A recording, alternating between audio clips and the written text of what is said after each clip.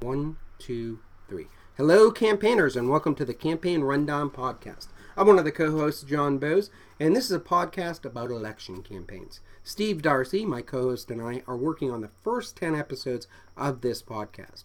So, before we get there, while you're waiting, I figured we'd share some ideas from the content we're working on. This particular episode is about electronic campaigning, e-campaigning. That's the technology that works behind the scenes to make it possible for you to run a modern election campaign.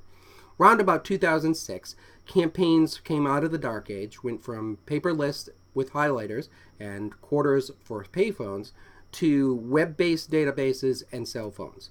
Cell phones were a major evolution in election campaigns, as well as the database.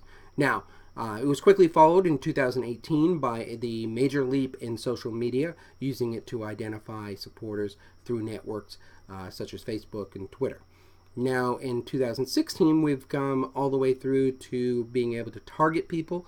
And then 2018, the newest technology that was introduced was text messaging and having chat conversations via text, doing IDs via text. The important part of this is the fact that campaign technology is always evolving. So one of the things that we're going to focus on during the podcast is educating people on new tools that have become available.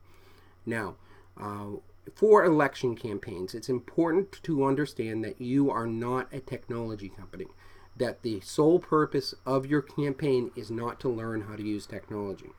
The number one focus of a campaign needs to be on contacting voters, identifying your supporters, getting them into a database, and then on election day, make sure they vote.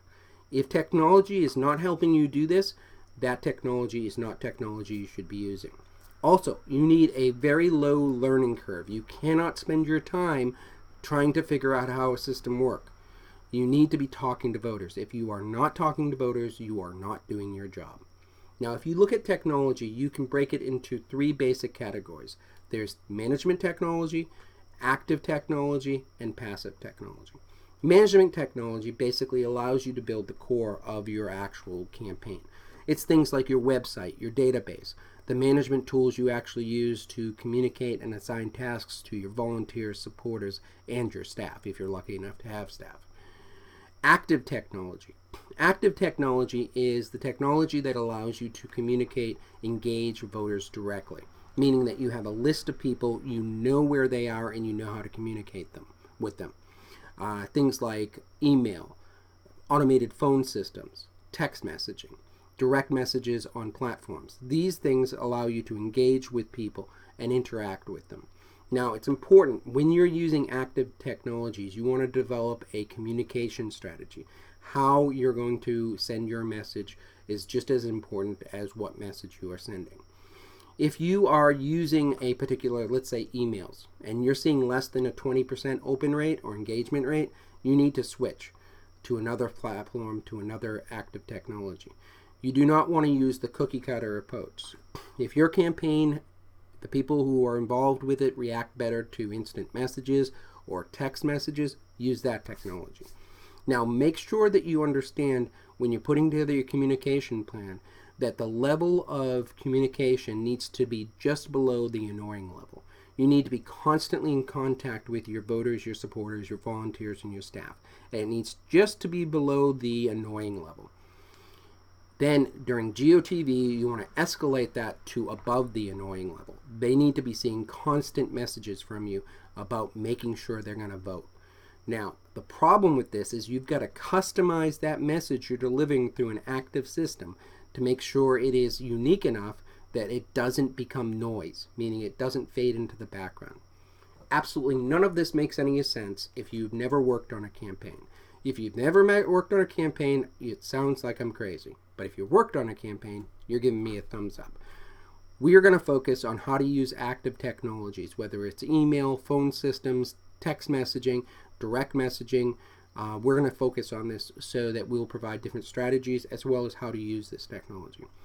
The last technology is the passive technology. The best example of this is social media. Social media is a passive technology because of the fact that you're putting messages out into the ether on a particular platform that you do not actually own. The owner of the platform controls whether or not the people who are your audience sees your message, which adds all sorts of layers of complications. Because if somebody likes a post, that doesn't translate into winning elections. If somebody shares a tweet, doesn't translate into winning elections.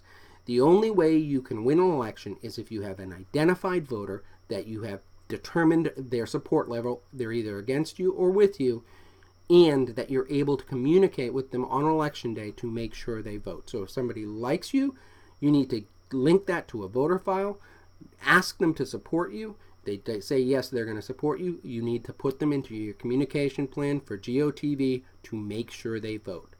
Passive technology can make you feel really great about your campaign, but then when you get to election day, you've got nothing to go on, and you can easily lose an election relying on passive technology. Now, these are the three things that we're talking about. Technology that lets you manage your campaign, technology that's active, that allows you to communicate with voters, passive technology that lets you communicate with voters in a different method. We're going to look at all three systems, but we're also going to look for the latest cutting edge stuff. In addition to that, what you'll discover very quickly is that it would be great if you could pay people to develop these technologies for you, but more times than not, you're going to be relying on volunteers, and likelihood of them being an experienced volunteer, very low. So one of the things that this podcast is going to include is an archived database of training material to help you educate your volunteers, get them up to speed quick on different technology platforms. Now, if this all sounds interesting to you, we would love it if you would stop by our website, bose3.com, and check out some of the example technology for us. If you want to hear the first episode, the preview episode is available at bose3.com/preview. And if you want to keep getting updates about this, please go to our subscription, which is bose3.com/subscribe. And of course, this is a Patreon-funded campaign, so if you would help us pay for this, it would be great. You can go to patreon.com/bose3pod. You can either be a one-time subscriber and donate once, or be a monthly subscriber and donate a little each month, however you want to do it. Once again, this is John Bose, and I want to thank you for tuning in, and I'm going to see you on the campaign trail.